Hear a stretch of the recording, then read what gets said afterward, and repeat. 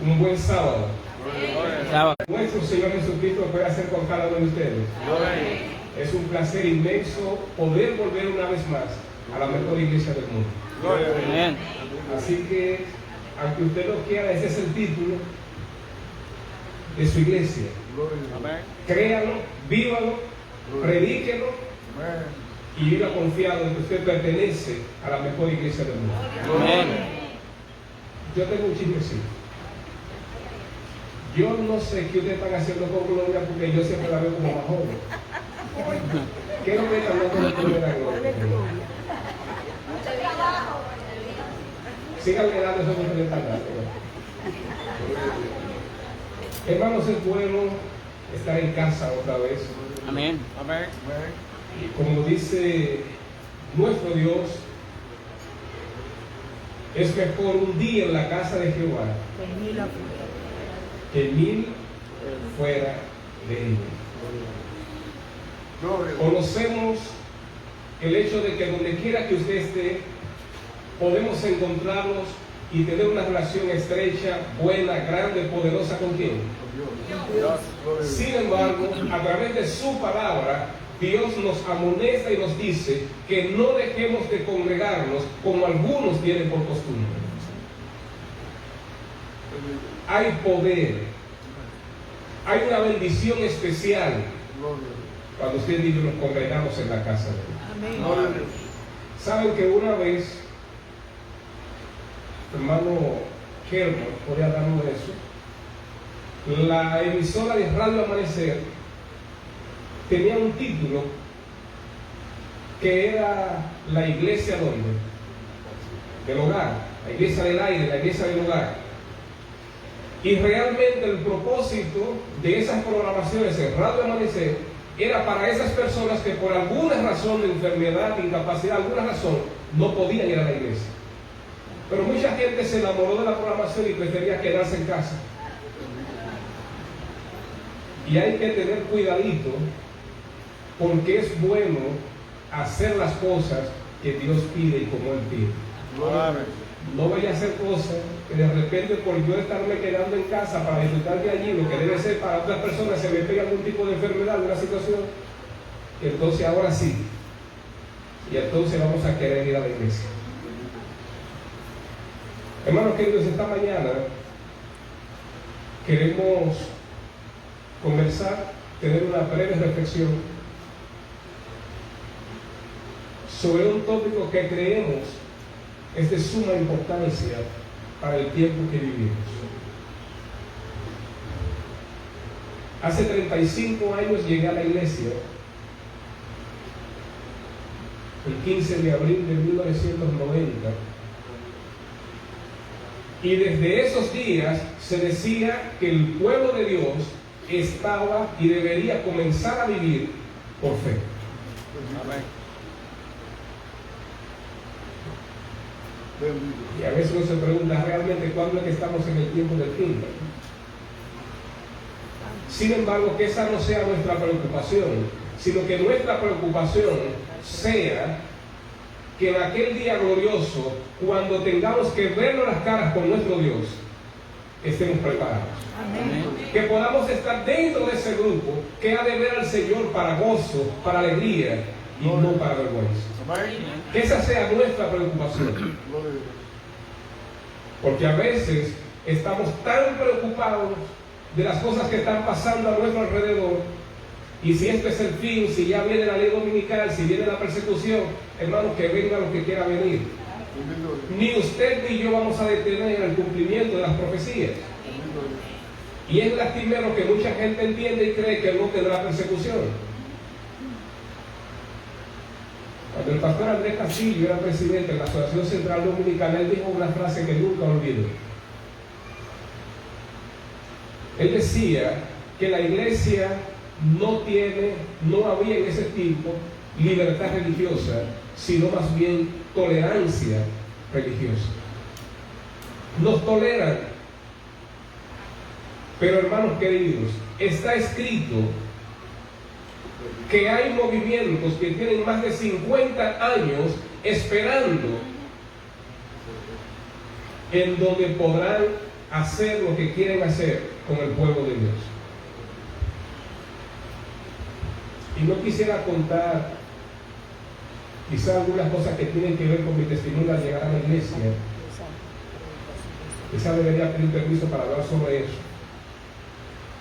Pero cuando niño, desde mis 8 hasta mis 16 años, crecí en mi internado, el Centro de Educación Infantil Jainamosa, quizás algunos le conocen. Y en ese tiempo, junto con otros 11, éramos 12, estábamos apartados para ser sacerdotes. Íbamos a ir a estudiar, luego de salir de allí, al Colegio Loyola, y de ahí entonces ir al Vaticano, y de por ahí. Sin embargo, a través de un sacerdote en esa institución, fue donde conocí la verdad del sábado. Sin embargo, para ese tiempo, su servidor tenía odio por la iglesia adventista del séptimo día, porque eso nos enseñaban allí. Y yo decía, pero ¿por qué no acabamos con esa gente de una vez? Porque las iglesias de esa gente son como, son pequeñas comparativas con las iglesias católicas. Y recuerdo que un sacerdote me decía, tranquilo, ya llegará el tiempo. Ahora no podemos, porque si hacemos eso ahora, vamos a tener problemas. Pero llegará el tiempo cuando podremos hacerlo y no vamos a tener problemas. Yo tenía un promedio de 10 años. Ya tengo 55. O sea que hace más de 40 años hay un plan para destruir al pueblo de Dios. Y yo hablo de 40 y tantos años de mi experiencia. Pero usted y yo sabemos que el enemigo, quien está detrás de él, hace rato que tiene ese plan. Y siempre ha querido raer de la faz de la tierra el pueblo de Dios. Y las profecías dicen que la historia se volverá a repetir, ¿sí o no? Entonces, ¿cuál debe ser tu preocupación? Mi preocupación. Sencillamente estar preparado para cuando yo tenga que verme las caras con Dios. Amén. Porque me la voy a tener que ver. La palabra dice que nos veremos cara a cara con Él. Romanos 15:4 nos dice y nos enseña que todo cuanto se escribió para nuestra enseñanza, ¿qué? Se escribió a fin de que por la paciencia y la consolación de las Escrituras tengamos esperanza. Y por ahí presenta el caso de un personaje llamado Acán. ¿Recuerdan a Acán, verdad? ¿Saben lo que hizo Acán? Las consecuencias que vino por ese pecado. Dios le dio oportunidad para que se arrepintiera, pero él pensaba que como nadie lo había visto, todo iba a quedar tapado, todo iba a quedar bonito, todo iba a estar bien. Y Dios dándole oportunidad para que se arrepintiera, para que reconociera su pecado, su falta, hasta que llegó un momento cuando finalmente Dios le señaló. Y entonces, junto con el señalamiento, vino la sentencia. Y en ese momento entonces Acán reconoció ante José, ante los ancianos y el pueblo Josué, pero ya era tarde. Había reconocido, pero ya era ¿qué cosa? Tarde. Dios había señalado la sentencia, y era que él y toda su casa iban a hacer ¿qué cosa? Destruida. ¿Qué quiero decir con esta partecita? ¿De qué valdrá al final de la historia de este mundo que usted y yo reconozcamos que Dios es justo, si estamos en la lista de los perdidos? El tiempo de reconocer es cuando es ahora. El tiempo de vivir para el Señor es ahora.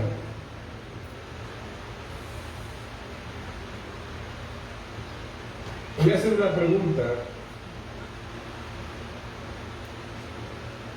Si quieren levantar la mano lo hace, si no, no, pero ¿hay alguno aquí que en algún momentito de estos ha deseado tirar la toalla, abandonar la fe? Parece que no soy el único, ¿verdad?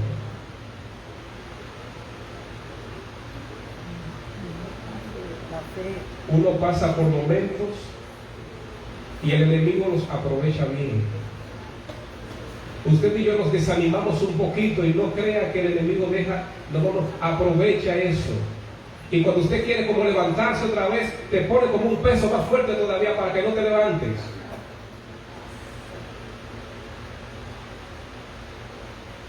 Por eso es necesario que, entre otras cosas, nosotros estudiemos la palabra de Dios. Porque humanamente usted y yo hacemos y participamos de cosas que entendemos realmente que no merecemos la misericordia de Dios, que no merecemos tanto, que es mejor ir y perdernos, y a veces ni siquiera sabemos lo que estamos deseando, lo que está pasando por nuestra mente.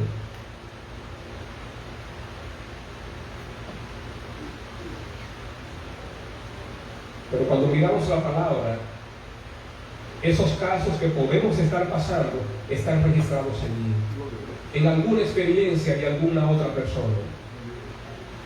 Y vemos en ese caso que hay un Dios que no está con el látigo para castigar, para condenar, sino más bien para salvar, para restaurar. Para en ese caso casi perdido, hacer un hombre, ser una mujer victoriosa en Cristo. Y cuando vemos y conocemos eso, entendemos, creemos, sabemos, podemos glorificar a Dios sabiendo que nuestro caso no está perdido. Alguien decía por ahí en las redes, algo que yo tomé para mí, que lo más, no recuerdo cómo él lo dijo, yo diría como lo más tonto de una persona sería meterse con un hijo de Dios. Y él mencionaba dos razones. Número uno, porque Dios siempre pelea por sus hijos. Amén. Y la razón número dos que ese joven mencionaba era que Dios nunca ha perdido una batalla. Amén. Hermano, yo no sé cuál es tu situación.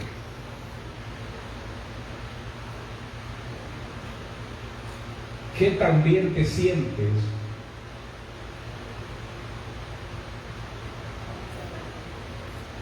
¿Qué tan apartado te sientes? ¿Qué tan buen hijo de Dios te sientes? ¿Qué tan miserable te sientes? ¿Qué tan pecador te sientes?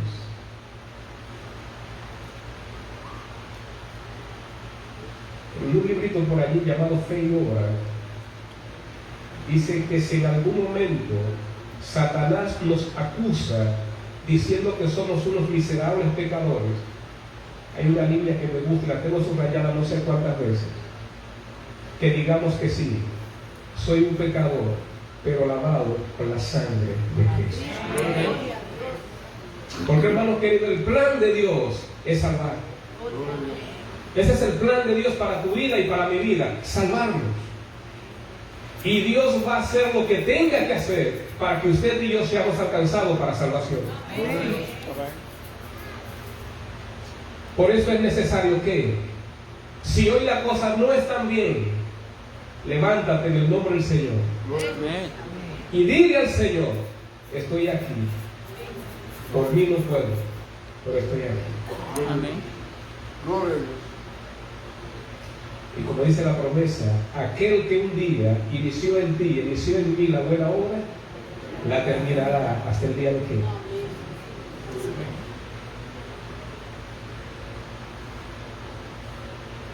Si yo te preguntara en esta hora, ¿qué cosa es la fe? Es posible que tu mente se traslade a lo que se leyó ahorita, ¿no?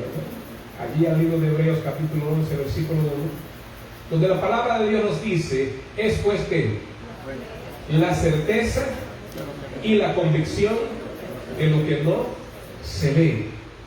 Me encanta cómo el salmista, allí en el Salmo 37, versículo 5, define la fe. ¿Cómo dice allí? Confía en quién, en Él, y Él hará.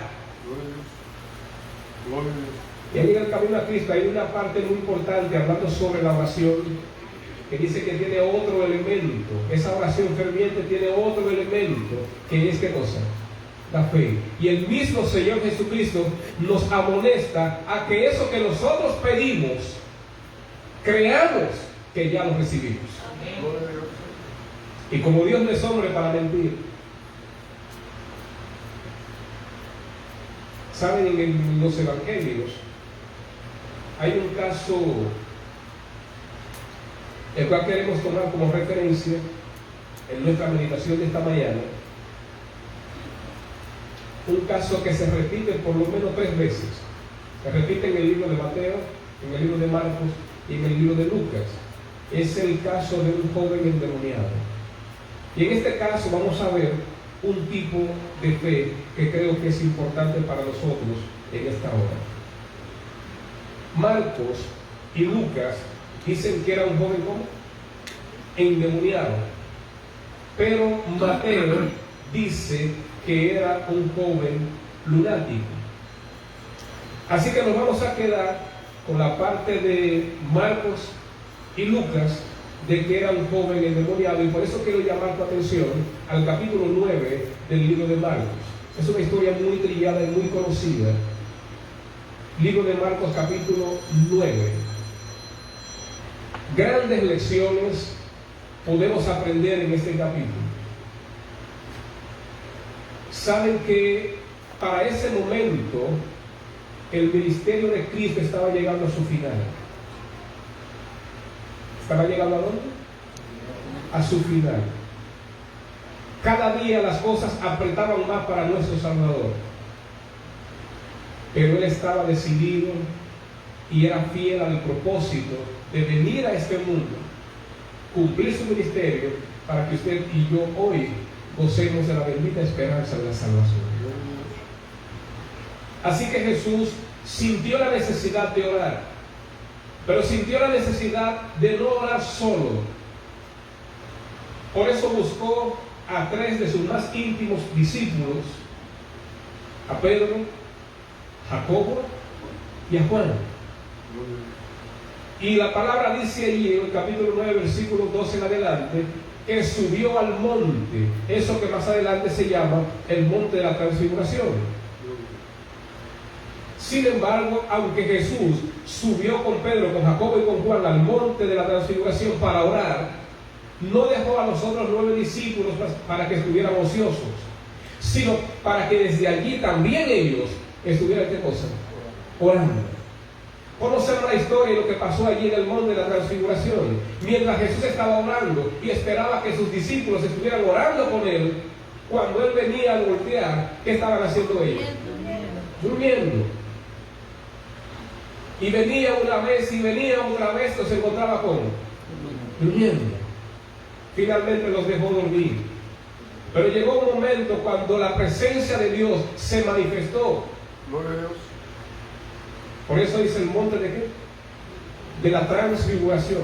Y aquellos 3 discípulos fueron beneficiados al ver realmente a Jesús quien era. Amén. Pero pasó algo interesante. Pedro, dice la palabra, que le dice a Jesús: mira, es bueno que estemos aquí y hagamos ¿qué cosa? 3 enramadas, una para ti y una para quién más. Una para Moisés, otra para quién más, y otra para ellas, ni siquiera para ellos. Pero todo lo que él decía, lo decía porque estaban como asustados, sorprendidos. Elías desaparecieron, pero tenían que bajar ¿de dónde? De la montaña. 2 cosas importantes: en medio de tus problemas, no sufras solo.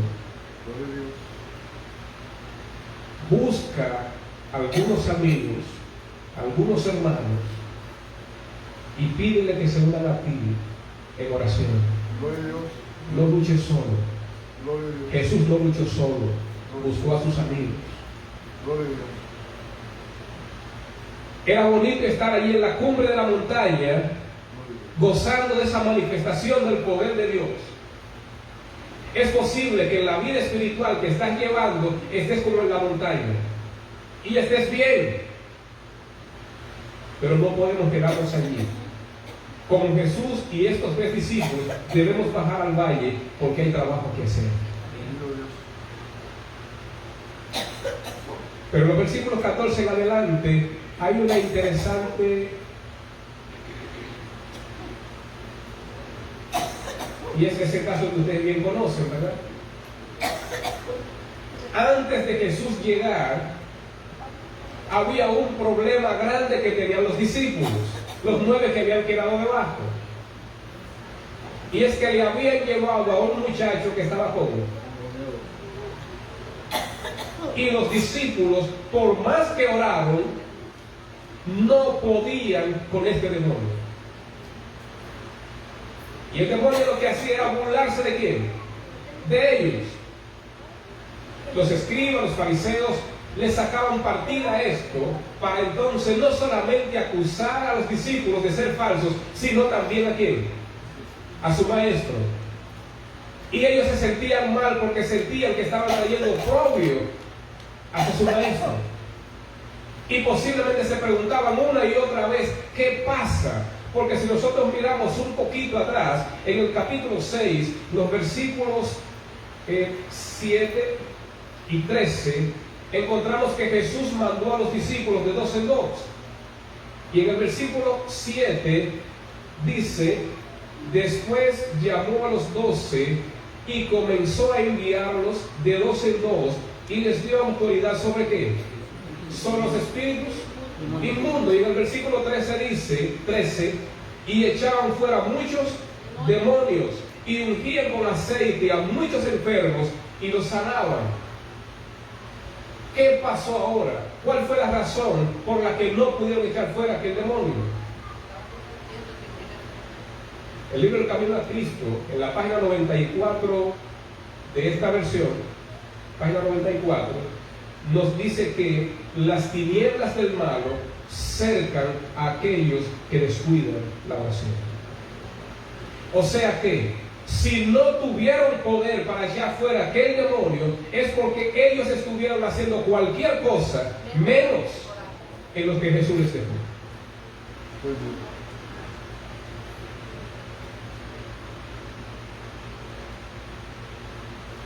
Para reflexión nuestra, ¿cómo nos sentimos? ¿Nos sentimos que tenemos poder? Si se nos diera el caso de que se nos presentara y nos trajera a una persona endemoniada, ¿estaríamos en la disposición de enfrentar el caso? Tristemente es donde muchos de nosotros entendemos cuán lejos estamos de Dios, cuán despegados estamos, tenemos miedo. Y como conocemos tantas historias por ahí de cómo el endemoniado viene y nos cuentan la vida ahí en público y señalan nuestros pecados, nuestras bajezas, no nos atrevemos aquí a acercarnos. Indicando esto, hermanos queridos, que es necesario que usted y yo estemos a cuenta con nuestro Dios, que estemos haciendo lo que Él nos dejó para hacer, que no permitamos que el diablo venga a hacernos agenda. Sigamos la agenda que Cristo nos trazó, porque podemos ocultarnos debajo del saco y la corbata, pero ahí detrás, ahí dentro, ¿cuál será la condición real? Y podemos aparentar ante los demás, pero aquel a quien un día vamos a tener que verlo las caras, conoce todo.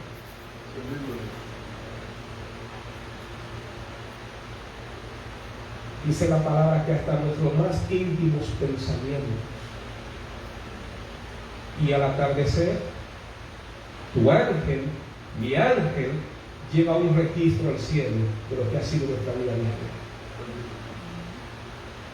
No sé si te has preguntado alguna vez, ¿qué llevará mi ángel ahorita cuando suba?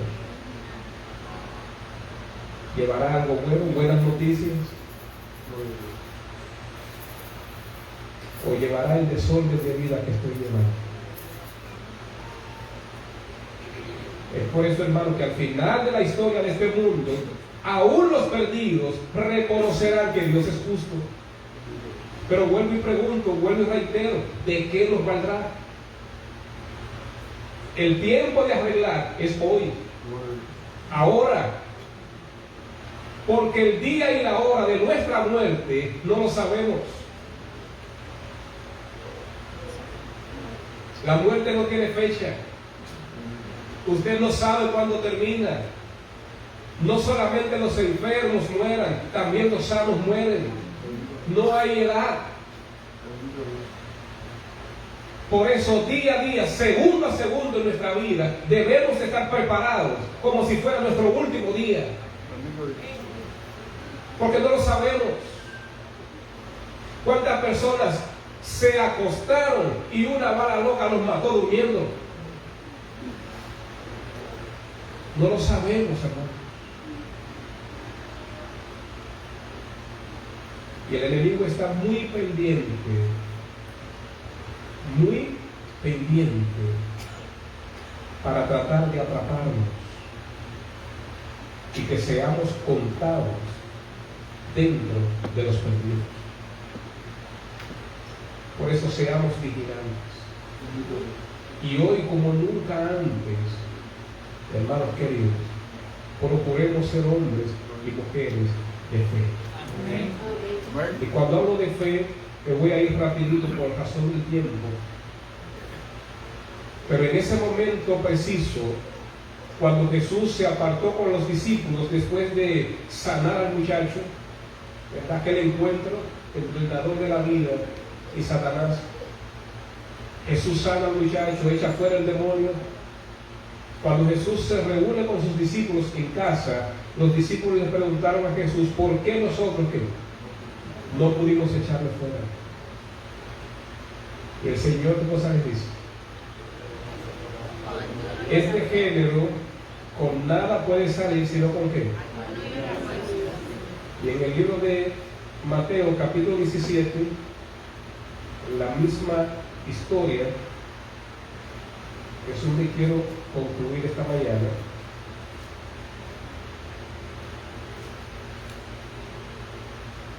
Mateo 17, y me voy a ir directamente a los versículos 20 y 21. Jesús les dijo, por vuestra poca fe, porque de cierto os digo que si tuvierais fe como un grano de mostaza, diréis a este monte, pásate de aquí a allá, y se pasará, y nada os será imposible. Pero ese género que viene diciendo en el versículo 21 no sale sino con oración y ayuno.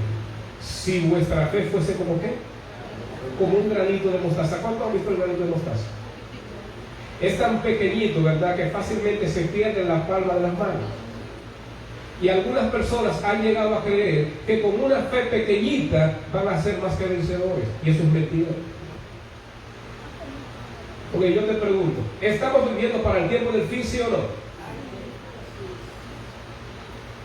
Hemos estado aprendiendo que para los últimos tiempos Satanás está haciendo su más grande esfuerzo para destruir a los hijos de Dios, ¿sí o no? En los tiempos de Abraham, allá detrás, de un José, de un Daniel, de una Ruth, Esther, yo te pregunto, ¿era pequeña la fe que tenían ellos? Entonces, ¿cómo es posible que si usted y yo estamos viviendo en el tiempo del fin, cuando las cosas son peores, con una fe pequeñita vamos a ser vencedores? Por simple lógica, no cabe. Lo que quiero decirte en esta mañanita, no tenemos tiempo para analizar mucho eso, es que en ese preciso momento, cuando Jesús le dice a sus discípulos que si nuestra fe fuese como el grano de mostaza, no se estaba refiriendo al tamaño del grano de mostaza, se estaba refiriendo a la peculiaridad del grano de mostaza. Y en el capítulo 4 del libro de Marcos capítulo 4, versículos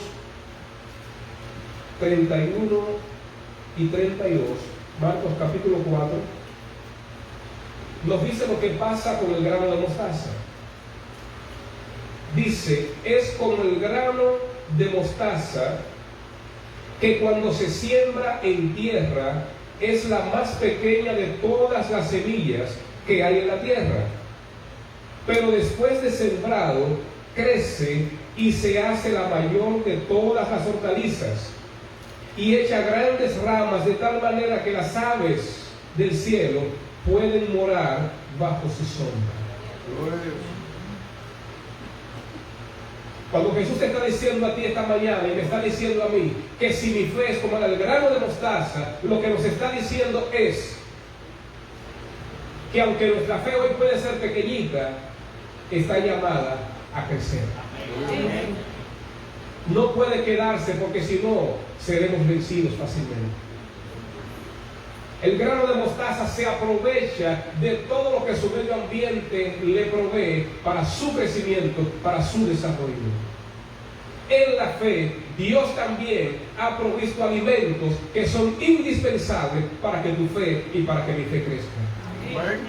No es un asunto que si quiero o no quiero, no. Si yo quiero ser un hombre de fe, si tú quieres ser una mujer de fe, es necesario que te alimentes de los alimentos que Dios dejó. Amén. Y algunos de esos alimentos los conocemos muy bien. Pero ¿qué tanto los ponemos en práctica? Porque de conocimiento, hermano, ya deberíamos estar en el cielo.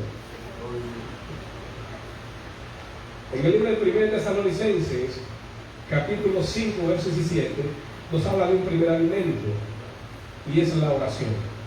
Un versículo bien fácil, ¿verdad? Orar sin cesar.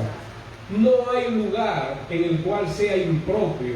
No existe lugar en este mundo en el cual usted y yo no podamos estar en comunión con Dios a través de la oración. Porque para muchos quizás la oración que Dios escucha es la oración de rodillas. No, la Biblia nos enseña que de todas formas usted y yo podemos ser oídos por Dios. Amén. Estar de rodillas es lo mejor, me inclino, me humillo ante la presencia de Dios. Pero si yo estoy en mi trabajo, voy a arrodillarme, no me lo van a aceptar ni siquiera. Pero recordamos a un personaje que fue ante la presencia del rey Artajerjes, creo, y fue a pedir material para reconstruir los muros de Jerusalén que estaban destruidos. Y la palabra enseña que mientras él hablaba con el rey, en su corazón estaba orando. Mientras estoy predicando, estoy ¿qué cosa? Orando. Y la oración de ese personaje fue contestada porque el rey no solamente le dio lo que él pidió, sino mucho más. No solamente le dio los materiales, sino también que envió parte de su ejército para que protegieran mientras era reconstruida la ciudad. Cuando Jesús estuvo frente a la tumba de Lázaro, la Biblia dice que Jesús no estaba de rodillas. Jesús no estaba ni siquiera con los ojos cerrados. Dice que alzando la voz y mirando al cielo, y estaría de más preguntar si esa oración tuvo poder. Levantó a un muerto de 4 días, podrido ya. Por eso no hay momento, no hay lugar en el cual usted y yo no podamos estar en conexión con nuestro Dios a través del don maravilloso de la oración. Primer alimento. Segundo alimento, el mismo Jesús, en el libro de San Juan, capítulo 5, verso 39, nos dice: escudriñad qué cosa, las escrituras, porque a vosotros os parece que, y ellas son las que dan testimonio de mí. Escudriñar las escrituras es algo más que sencillamente leer. Es ponernos el traje espiritual de buzo, ¿verdad? Y sumergirnos. Y la palabra no es oculta para nadie. Usted y yo sabemos que los santos hombres de Dios hablaron siendo inspirados ¿por quién? Por el Espíritu Santo. Así que cuando yo leo la Biblia y de repente no la entiendo, yo tengo la libertad de clamar a Dios y pedirle a Dios: enséñame porque no entiendo. Y ese mismo que la inspiró, ese mismo te va a enseñar. Créelo. Saca para Dios tiempo de calidad. Gloria a Dios. Bendito. Voy a decir algo. Para muchas personas, su momento de devoción en las mañanas es la lectura de una matutina y el folleto después de la sabática, ¿no? Y eso está bien, pero eso no es la devoción. El folleto después de la sabática, yo creo y estoy seguro que es una inspiración divina. Gloria a Dios. Entre otras cosas, usted se va a cualquier parte del mundo y estamos estudiando la misma lección, ¿sí o no? Gloria a Dios. Eso fomenta la coinonía en el pueblo de Dios a nivel mundial, Gloria a Dios. entre otras cosas. Pero el folleto lo que está tratando de hacer es llevarme a la palabra. Gloria a Dios. No solamente para estudiar, sino como para que yo me enamore de la palabra y siga estudiando la palabra. Amén. Me hace recordar a mi madre cuando yo no estaba en la iglesia. Ya lo he dicho aquí que era el único que no era en la iglesia. Y mami a veces antes de acostarse leía su Biblia. En mi casa no había nevera. ¿Se entiende nevera, verdad? No había nevera. Así que la cena, para que las hormigas no se metan, mami la ponía en una bandeja y le ponía agua y entonces ponía el plato dentro y la cubría arriba, ¿verdad? Encima de la cubierta de arriba, mami dejaba la Biblia abierta ahí. Así que cuando yo venía a buscar la cena, ¿con qué me encontraba? Con la Biblia. Y en muchas ocasiones, hermano, yo llegaba a mi casa, en ese tiempo a las 10 de la noche era el toque de queda, no había nadie en la calle. Y muchas veces a las 10 de la noche que yo llegaba, tomaba la Biblia y digo, déjame lo que la doña estaba leyendo. Y de ahí me daban las 5 de la mañana. Desde las 10 de la noche, nunca he hecho eso después de ser bautizado. No sé, como que la cosa a veces son como media rara. Me daba cuenta que era las 5 de la mañana porque había una señora al lado de mi casa que vendía té y café y cosas ahí. Y yo sabía que a esa hora que ella vendía. Entonces la gente llegaba, doña Carmen, no me doña Carmen, no me da. Y yo, pues son las 5 de la mañana. El folleto es como algo así. Llevarnos a la palabra para que nos enamoremos de la palabra.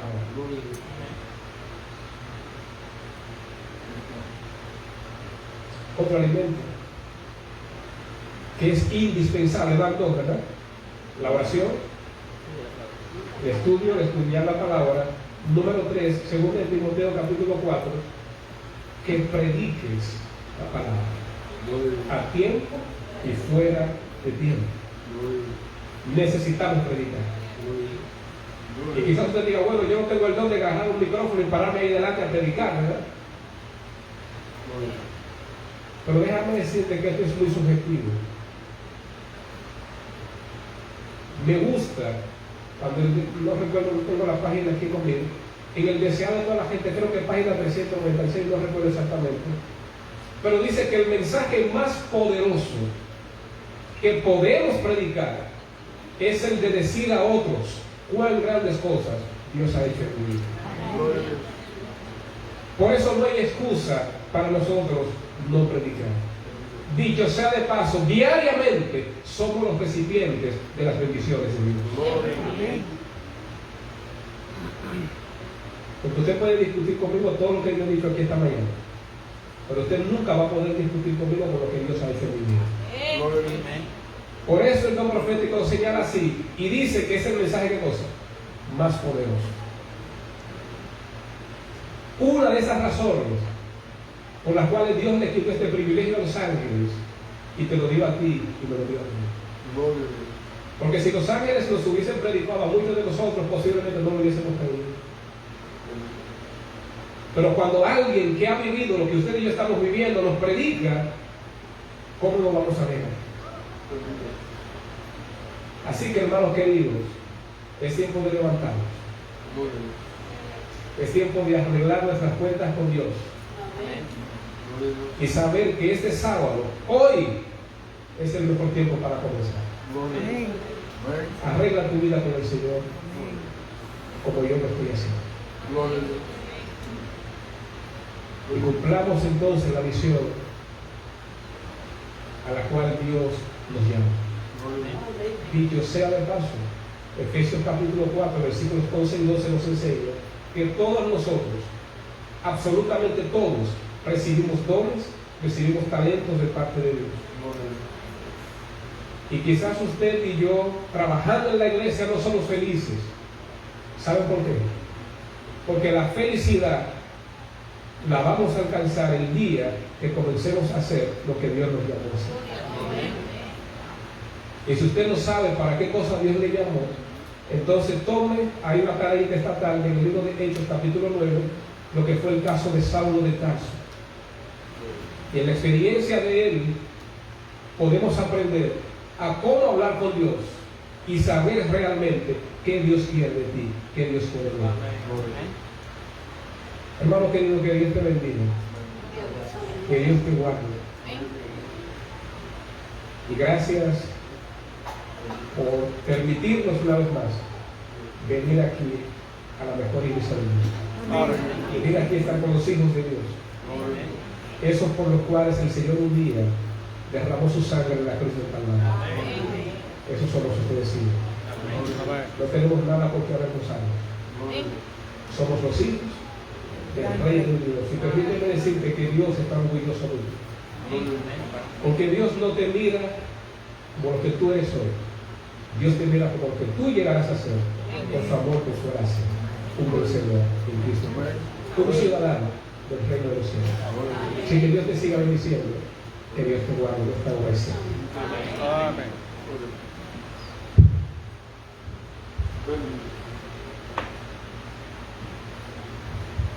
Cantemos con alegría el himno para terminar el 263. Entra en este corazón.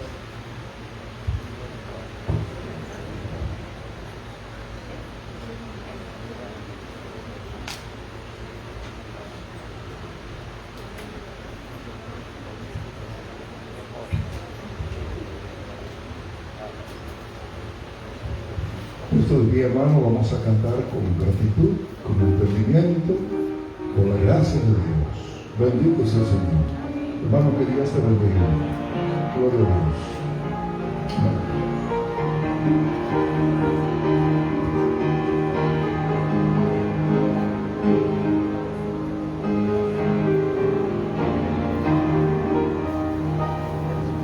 Entra en este corazón, haz en mí tu habitación, sea yo tu posesión, mora en mí, oh Cristo, mora en mí, oh Cristo. Mora en mí, oh Cristo, entra en este corazón, mora en mí, oh Cristo, pon tu espíritu en mí, hazme muy leal a ti. Quiero serte fiel aquí, mora en mí, oh Cristo, mora en mí, oh Cristo, mora en mí, oh Cristo, entra en este corazón, mora en mí. Oh Cristo, hoy me entrego a ti, Señor, para ser tu ayudador. Quiero proclamar tu amor, mora en mí, oh Cristo, mora en mí, oh Cristo, mora en mí, oh Cristo, entra en este corazón,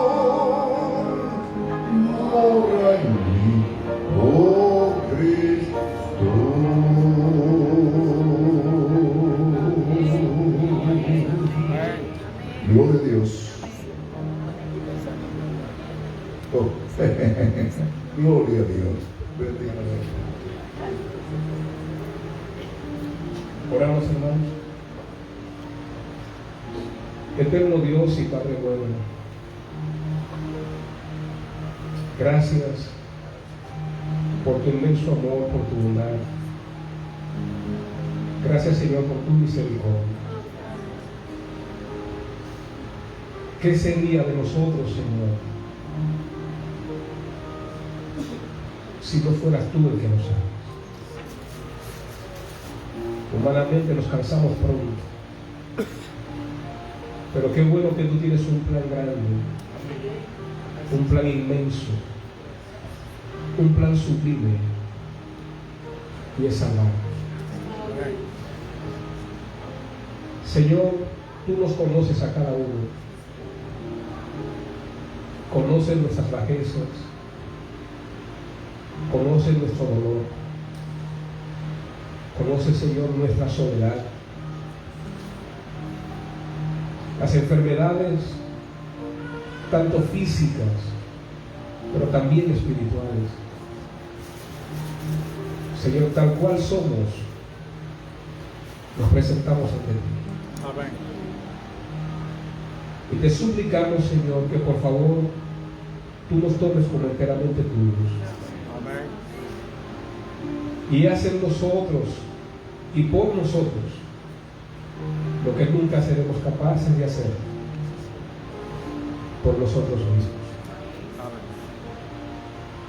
Gracias, Señor,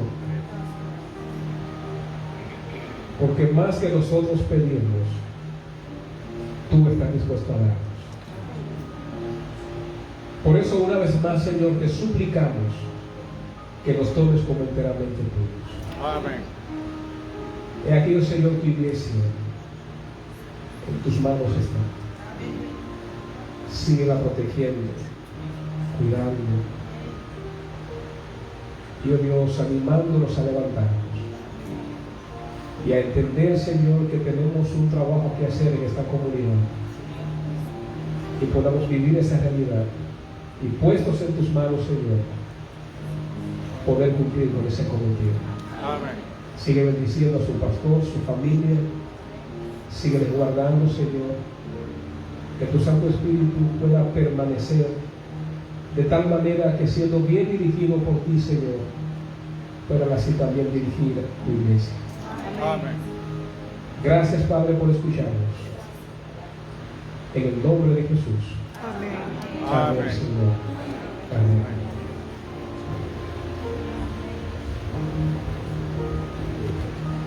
Cuando le dan las gracias a Dios por haber traído a este siervo de Él, que el Señor pueda seguir dirigiendo su vida, pastor. Vamos en estos momentos a orar por los alimentos. Les pido que con reverencia nadie salga del santuario hasta que oremos. Como siempre, primero las visitas, por favor, después los hermanos de mayor edad y posteriormente los demás. Todo en orden y con reverencia, por favor. Oremos. Alabado y glorificado es tu santo nombre, Padre de amor. A ti sea la honra y la gloria, Señor, por siempre. Gracias, Señor, por el alimento espiritual recibido esta mañana, Señor. Gracias porque tú eres un Padre bueno, Señor, y porque siempre suples a tu pueblo, Señor. En estos momentos pedimos bendición, Señor, para los alimentos que se han provisto, Señor, por tu misericordia y bondad, Señor. Que sean de buen provecho para nuestro cuerpo, Señor, y que nosotros podamos compartir, Señor, con aquellos que no lo tienen. Sigue bendiciendo a tu pueblo, Señor. Permite que sigamos siendo luz, Señor, donde hay oscuridad. Y permite, Señor, que podamos amarte enteramente, Señor, y ser fieles a ti hasta que tú vengas. Por Cristo Jesús lo pedimos. Amén. Dios les bendiga, hermanos. Las diaconisas darán el paso a la salida y el hermano Fidel con la mano.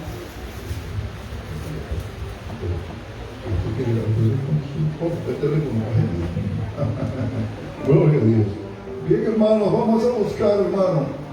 Póngame el himno. ¿Quién está en los controles allá, hermano? Bendito sea el Señor. Gloria a Dios. El 344, hermano amado. Te voy a dar las orejas, muchacho. 344, gloria al Señor. Entonad tu himno.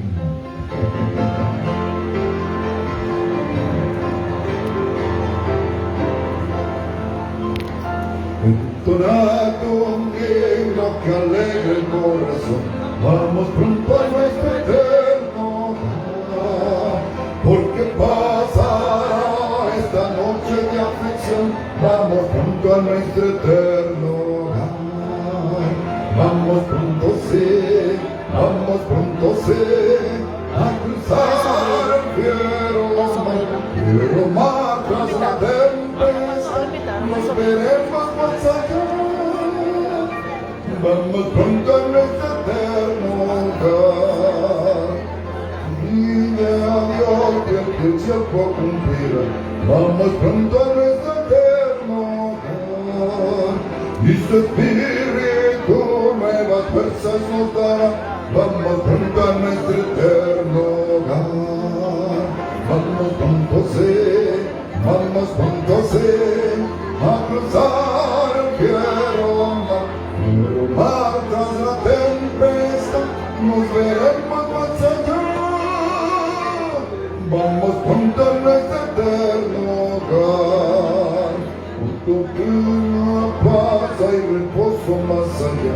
Vamos juntos a nuestro eterno hogar. El espíritu nuevas fuerzas nos dará. Vamos juntos a nuestro eterno hogar. Vamos juntos sí, a cruzar el fiero mar tras la tempestad. Nos veremos más allá. Vamos pronto a nuestro eterno hogar. Y te encaminarán los extraviados pies. Vamos pronto a nuestro eterno hogar. El amor de Cristo enseñar con sencillez. Vamos pronto a nuestro eterno hogar. Vamos pronto sí, a cruzar el fiero mar tras la tempestad. Nos veremos más allá. Vamos pronto a nuestro eterno hogar. Gloria a Dios, que Dios nos bendiga. Bendito sea su nombre. Gloria a Dios. Amén.